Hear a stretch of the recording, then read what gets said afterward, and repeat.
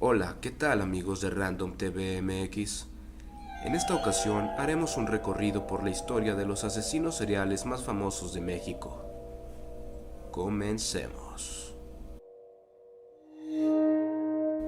Francisco Guerrero, alias El Chalequero. Entre 1880 y 1888, este hombre mató a 20 prostitutas. Las crónicas de la época lo describen como un hombre que, a pesar de ser casi analfabeto, actuaba de manera muy educada con las mujeres para ganar su confianza, pero en realidad era un ser pendenciero, vil, ególatra y manipulador. El apodo de El Chalequero provino de su estilo de vestir, pues dicen que solía llevar pantalones entallados, fajas y un chaleco. La policía lo detuvo el 13 de febrero de 1888, tras ser denunciado por los vecinos de una de sus víctimas.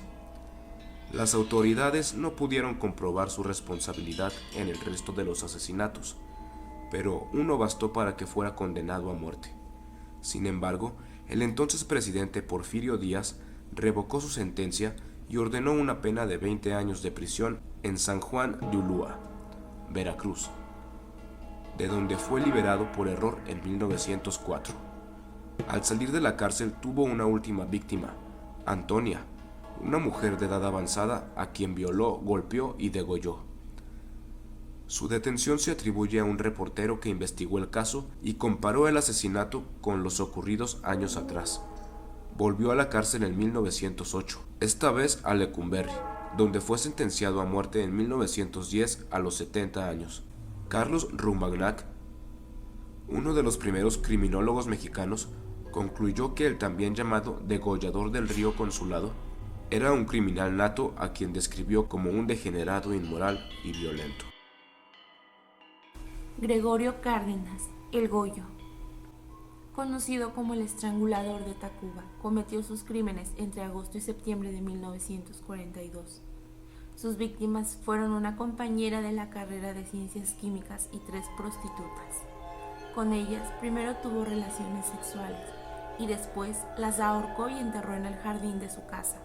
En 1942 confesó sus crímenes luego de que su madre lo internó en un hospital psiquiátrico. Preso en Lecumberri, Goyo fue un personaje singular en la cárcel. Asistió a clases de psiquiatría, recibía visitas familiares, sostenía relaciones con las enfermeras e incluso tenía licencia para salir cuando quisiera.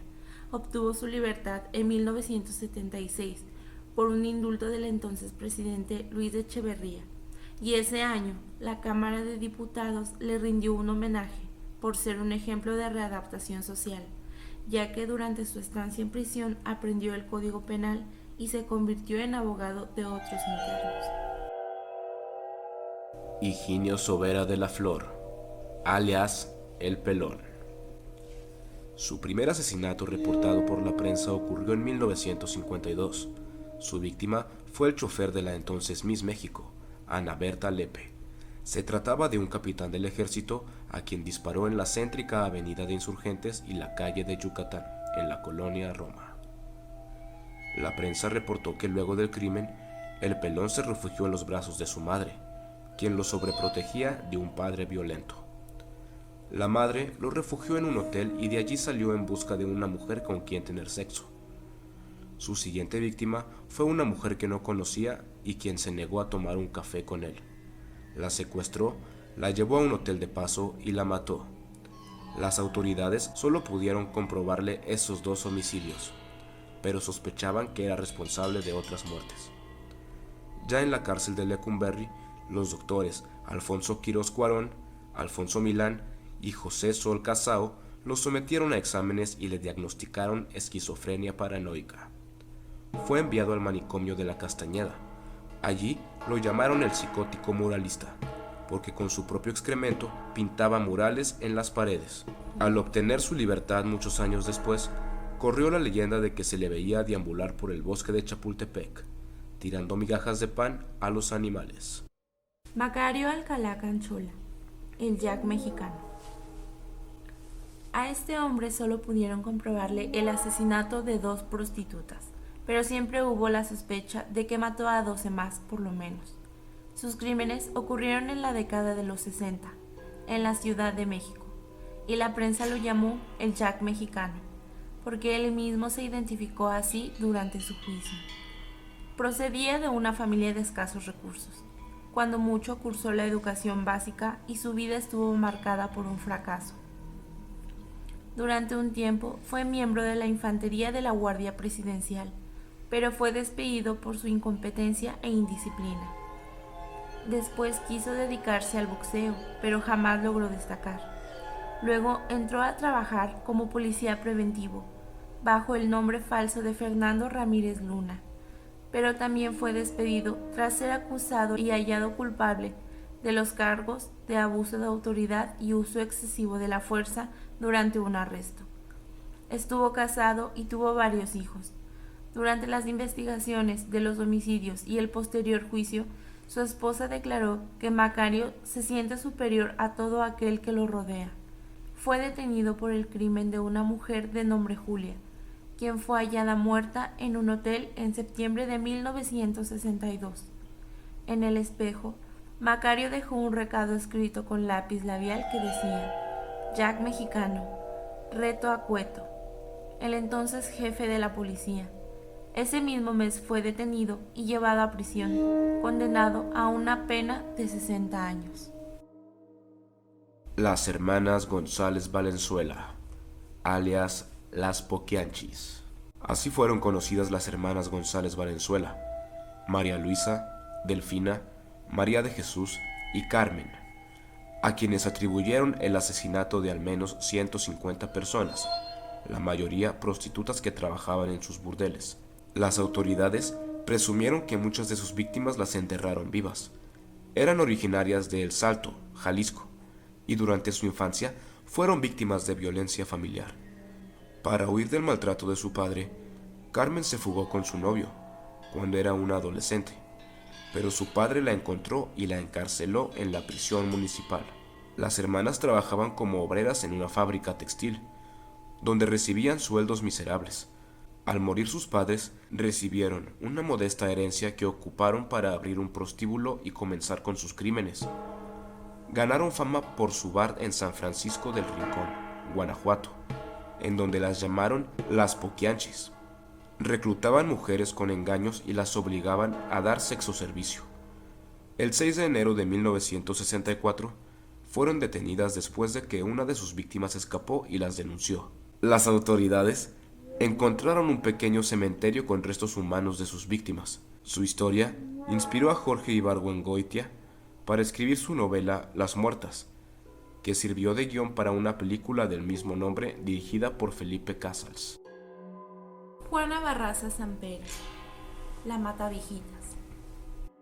Juana Barraza incursionó en la lucha libre bajo el nombre artístico de la Dama del Silencio. Esta mujer fue hallada responsable de al menos 12 robos y 16 asesinatos de personas de la tercera edad, crímenes cometidos entre 1990 y 2006 en la Ciudad de México. Entraba a casa de las víctimas haciéndose pasar por enfermera y después los mataba y robaba. Por ello la prensa la identificó como la Mataviejitas. Fue sentenciada a 759 años de cárcel y sigue presa en el penal de Santa Marta, donde ha reclamado su inocencia en distintas entrevistas con la prensa.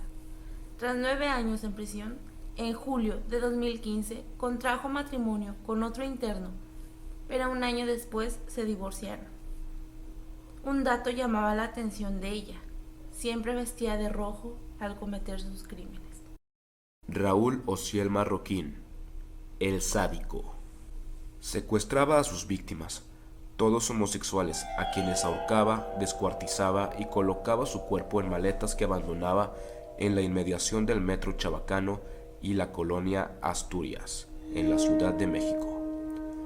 No me arrepiento de lo que hice, y de tener la oportunidad lo volvería a hacer, solo que sería más cuidadoso para no ser atrapado y no cometería los mismos errores que llevaron a mi captura. De lo único que me arrepiento es por lo que está pasando mi familia ahora, dijo luego de su detención en enero de 2006. Fue condenado a 288 años de prisión. Y por último, un caso que impactó a todo México: caso de José Luis Calva Cepeda, apodado el Caníbal de la Guerrero. Las autoridades lo señalaron como responsable de 3 homicidios de mujeres, su pareja, una exnovia y una prostituta. Pero no solo eso, comprobaron que se comía partes de sus cuerpos y por eso lo llamaron el Caníbal de la Guerrero, porque vivía y operaba en esa colonia del centro de la Ciudad de México. Fue detenido el 8 de octubre de 2007 y murió el 11 de diciembre de ese mismo año tras suicidarse en una celda de la cárcel con un cinturón. Esto es todo por el video de hoy, amigos. Si te gustó el video, deja tu like, comparte y comenta. Me gustaría saber si te gustaría ver más videos así. Nos vemos.